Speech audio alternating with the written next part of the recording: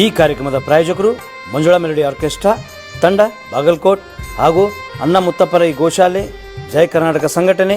ವಿಶೇಷವಾದಂಥದ್ದು ಅದರ ಜೊತೆಗೆ open heart Kannada ದಿನಪತ್ರಿಕೆ ಬಾಗಲಕೋಟ್ ಈ ಕಾರ್ಯಕ್ರಮದ ಪ್ರಾಯೋಜಕರು.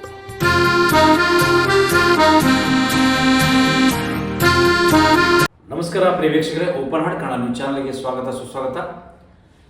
ಇವತ್ತು ಬಾಗಲಕೋಟೆ ಜಿಲ್ಲೆ ಬದಾಮಿ ತಾಲೂಕಿನ ಸುಕ್ಷೇತ್ರ ಸಿದ್ದನಕೊಳ್ಳದ ಮಠ, ಅದು ಸಿದ್ಧಿ ಪುರುಷರ ಒಂದು ಮಠ. ತಲತಲಾಂತರದಿಂದ ಅಲ್ಲಿ ಸಾಕಷ್ಟು ಕಲಾವಿದರಿಗೆ ಮತ್ತು ವಿಶೇಷವಾಗಿ ಭಕ್ತರಿಗೆ ಅಲ್ಲಿ ಆಶೀರ್ವಾದ ಸಿಗುವಂಥ ಯಾವುದಾದ್ರೂ ಏಕೈಕ ಸ್ಥಳ ಅಂದರೆ ಅದು ಸಿದ್ದನಕೊಳ್ಳದ ಒಂದು ಶ್ರೀಗಳ ಆ ಒಂದು ಸಿದ್ದಪ್ಪಾಜಿಯ ಒಂದು ವಿಶೇಷವಾದಂಥ ಜಾಗ ಅಂತ ಹೇಳ್ಬೋದು. ಅಲ್ಲಿ ಪ್ರತಿ ವರ್ಷವೂ ಡಾಕ್ಟರ್ ಶಿವಕುಮಾರ ಮಹಾಸ್ವಾಮಿಗಳು ಒಂದು ಕರ್ನಾಟಕ ಚಲನಚಿತ್ರೋತ್ಸವ ಮತ್ತು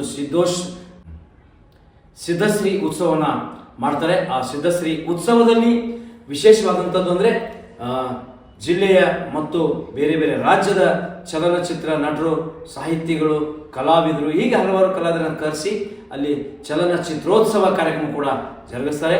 ಅಷ್ಟೇ ಅಲ್ಲದೆ ಇಲ್ಲಿ ನಾನಾ ರೀತಿಯ ರಾಜಕೀಯ ವ್ಯಕ್ತಿಗಳು ಮತ್ತು ಸಾಮಾಜಿಕ ಕಳಕಳಿರುವಂಥ ವ್ಯಕ್ತಿಗಳು ಮತ್ತು ಅಧಿಕಾರಿಗಳು, ಎಲ್ಲ ಇಲಾಖೆಯ ಅಧಿಕಾರಿಗಳು ಇರ್ಬೋದು, ಹೀಗೆ ಹಲವಾರು ಆ ಒಂದು ಜಾತ್ರೆಗೆ ವಿಶೇಷವಾಗಿ ಪಾಲ್ಗೊಂಡು ಆ ಜಾತ್ರೆಗೆ ಶೋಭೆ ತರ್ತಾರೆ. ಹಾಗಾಗಿ ಈ ಒಂದು ಸಿದ್ದನಕೊಳ್ಳದ ಒಂದು ವಿಶೇಷ ಏನಂತಂದರೆ ಅಲ್ಲಿ ಸತತವಾಗಿ ನಿತ್ಯ ದಾಸೋಹ ಮಠ ಅಂತಲೇ ಹೇಳ್ಬೋದು. ಡಾಕ್ಟರ್ ರಾಜ್ಕುಮಾರ್ ಅವರ ಒಂದು ಸಂಪತ್ತಿಗೆ ಸವಾಲು ಸಿನಿಮಾ ತಾವೆಲ್ಲ ನೋಡಿರ್ಬೋದು. ಆ ಚಿತ್ರೀಕರಣ ಕೂಡ ಅಲ್ಲೇ ಆಯಿತು. ಆ ಒಂದು ಹಾಡು ಕೂಡ ಅಲ್ಲೇ ಸೃಷ್ಟಿಯಾಯಿತು ಅಂತ ಹೇಳ್ಬೋದು. ಯಾಕಂದರೆ ಆ ಪಿ ಬಿ ಶ್ರೀನಿವಾಸ್ ಅವರು ಆ ಟೈಮಲ್ಲಿ ಆ ಹಾಡಿಗೆ ಬೇಡ ಅಂತಂದಾಗ ಡಾಕ್ಟರ್ ರಾಜ್ಕುಮಾರ್ ಅವರಿಗೆ ಒಂದು ಅವಕಾಶ ಸಿಕ್ಕಿ ಹಾಡಿರೋದೇ ಆ ಒಂದು ಜಾಗದಲ್ಲಿ ಅಂತ ನಾವು ಹೇಳೋಕ್ಕೆ ಭಾಳ ಇಷ್ಟಪಡ್ತೀನಿ. ಯಾಕೆಂದರೆ ಇವತ್ತು ಆ ಒಂದು ಸಿದ್ದಪ್ಪಾಜಿಯ ಒಂದು ಯಾವ ರೀತಿ ಅಲ್ಲಿ ಪವಾಡಗಳು ನಡೀತಾ ಇದ್ದಾವೆ ಅಂತಂದರೆ ಅಲ್ಲಿ ಬರೀ 2 ತೆಂಗಿನಕಾಯಿ ಹೋಗಿ ಗದ್ದಿಗೆ ಮೇಲೆ ಇಟ್ಟರು ಕೂಡ ನೀವು ಅಂದ್ಕೊಂಡಿರುವಂಥ ವಿಶೇಷವಾದಂಥ ನಿಮ್ಮ ಆಸೆಗಳನ್ನ ಈಡೇರಿಸುವಂಥ ಆ ಒಂದು ಸ್ಥಳ ಅಂತ ಹೇಳ್ಬೋದು. ಹಾಗಾಗಿ ತಾವೆಲ್ಲ ಇಷ್ಟೆಲ್ಲ ಯಾಕೆ ವಿಷಯಗಳು ಬರ್ತಾ ಇದ್ದಾವೆ ಅಂತಂದರೆ ಮೊನ್ನೆ ತಾವೆಲ್ಲ ಒಂದು ವಿಡಿಯೋ ಬರಲಾಯಿತು. ಪೊಲೀಸ್ ಇಲಾಖೆಯವರು, ಪೊಲೀಸ್ನವರು ನಮ್ಮ ಸಿದ್ದನಕೊಳ್ಳದ ಶಿವಕುಮಾರ ಮಹಾಸ್ವಾಮೀಜಿಯವರು ಹೋಗ್ಬೇಕಾದ್ರೆ ಗಾಡಿಯನ್ನು ನಿಲ್ಲಿಸಿ ಅವರು ನಮಸ್ಕಾರ ಮಾಡಿ ಮಾಡೋ ಟೈಮಲ್ಲಿ ನಮ್ಮ ಸಿದ್ದನಕೊಳ್ಳದ ಶಿವಕುಮಾರ ಸ್ವಾಮೀಜಿಯವರು ಹೇಳಿದರು, ಡ್ರೆಸ್ ಮೇಲೆ ಮಾಡಬಾರ್ರಪ್ಪ ನೀವು ನಮಸ್ಕಾರ ಅಂತಂದಾಗೂ ಕೂಡ.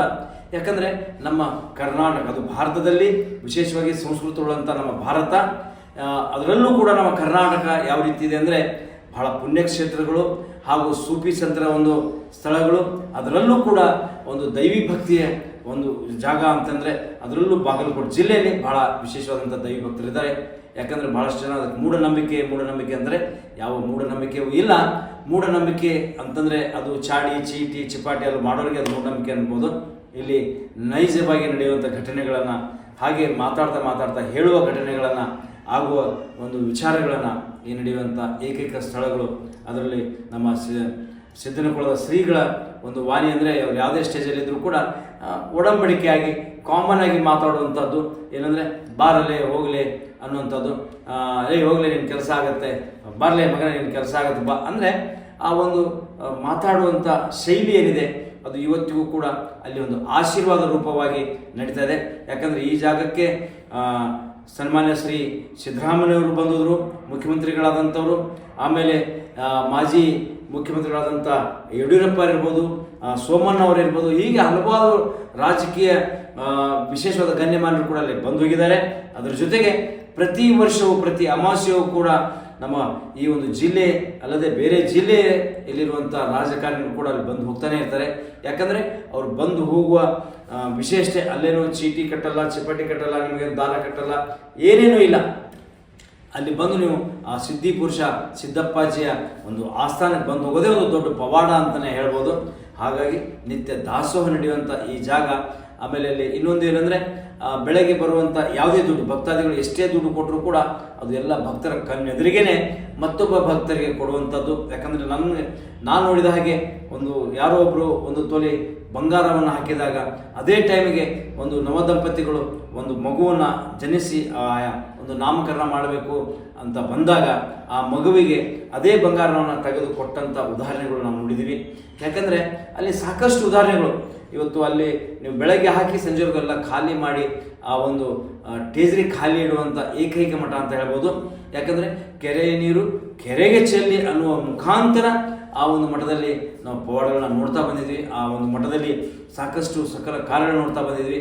ಹಾಗಾಗಿ ಆ ಒಂದು ಮಠಕ್ಕೆ ನಾವು ಇವತ್ತು ಪುಣ್ಯಕ್ಷೇತ್ರ, ನಿತ್ಯ ನಿರಂತರ ದಾಸೋಹ ಮಠ ಅಂತಲೇ ನಾವು ಹೇಳುವ ಮುಖಾಂತರ ಈ ಒಂದು ವಿಶೇಷವಾದಂಥ ಶಿವಕುಮಾರ ಸ್ವಾಮೀಜಿಯವರ ಈಗ ಏನು ನಡೆಸ್ಕೊಂಡು ಹೋಗ್ತಾ ಇದ್ದಾರೆ ಆ ಒಂದು ಸಿದ್ದನಕೊಳದ ಶ್ರೀಗಳಂತ ಹೇಳ್ಬೋದು.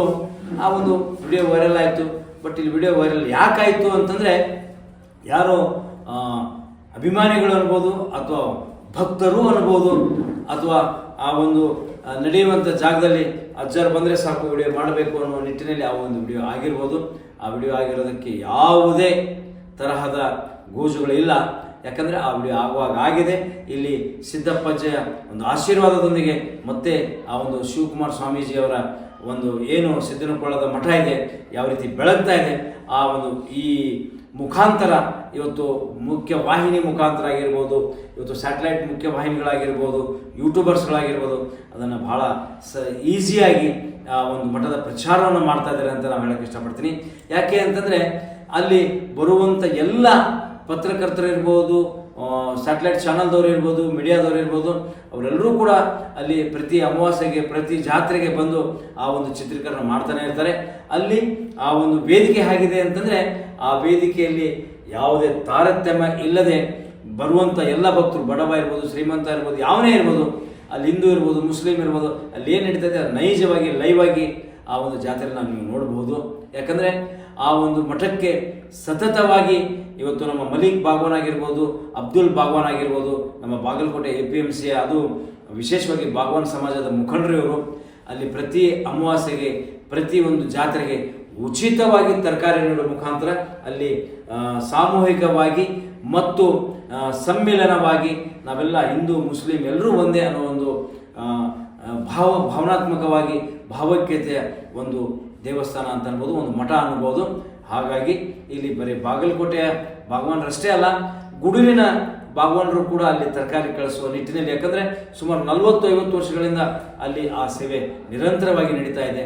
ಹಾಗಾಗಿ ಈ ಒಂದು ವಿಶೇಷವಾದಂಥ ಸಿದ್ದನಕೊಳದ ಒಂದು ಮಠದಲ್ಲಿ ಯಾವುದೇ ಜಾತಿ ಮತ ಪಂಥ ಇಲ್ಲದೆ ಏಕೈಕ ಅದು ಬಾಗಲಕೋಟೆ ಜಿಲ್ಲೆಯಲ್ಲಿ ಇರುವಂಥ ಒಂದು ಮಠ ಅಂತಂದರೆ ಅದು ಸಿದ್ದಪ್ಪಾಜಿಯ ಒಂದು ಮಠ ಅಂತ ಹೇಳ್ಬೋದು, ಸಿದ್ಧಿಪುರುಷರ ಒಂದು ಮಠ ಅಂತ ಹೇಳ್ಬೋದು. ಆ ಸಿದ್ಧಿಪುರುಷರ ಮಠದಲ್ಲಿ ಇವತ್ತು ನಡೆಸ್ಕೊಂಡು ಹೋಗ್ತಾ ಇರುವಂಥ ಡಾಕ್ಟರ್ ಶಿವಕುಮಾರ ಮಹಾಸ್ವಾಮಿಗಳು ಇವರು ಕೂಡ ಒಬ್ಬ ವಿಶೇಷವಾಗಿ ಅಲ್ಲಿ ಭಕ್ತರೇ ಅನ್ಬೋದು.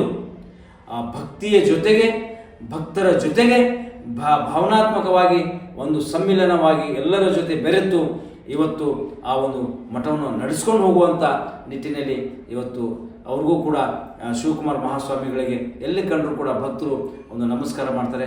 ಆ ಮಾಡಿದಂಥ ನಮಸ್ಕಾರಕ್ಕೆ ಪ್ರತಿಯಾಗಿ ಇವರು ಆಶೀರ್ವಾದವಾಗಿ ಅವರಲ್ಲಿ ಎಷ್ಟೇ ದುಡ್ಡಿರಲಿ, 5 ರೂಪಾಯಿ ಇರ್ಬೋದು, 10 ರೂಪಾಯಿ ಇರ್ಬೋದು, 100 ರೂಪಾಯಿ ಇರ್ಬೋದು, 500 ಇರ್ಬೋದು, 1000 ಇರ್ಬೋದು, ಅವ್ರ ಕೈಗೆ ಎಷ್ಟು ಬರುತ್ತೆ ಆ ಭಕ್ತನ ಹಣೆ ಬರದಲ್ಲಿ ಎಷ್ಟು ಬರೆದಿರ್ತಾರೆ ಅಷ್ಟು ಅವರು ಕೊಟ್ಟು ಆ ಒಂದು ಆಶೀರ್ವಾದ ಮಾಡುವ ನಿಟ್ಟಿನಲ್ಲಿ ಆ ಒಂದು ಮಠ ಇವತ್ತು ಬೆಳಕಿಗೆ ಬಂದಿದೆ.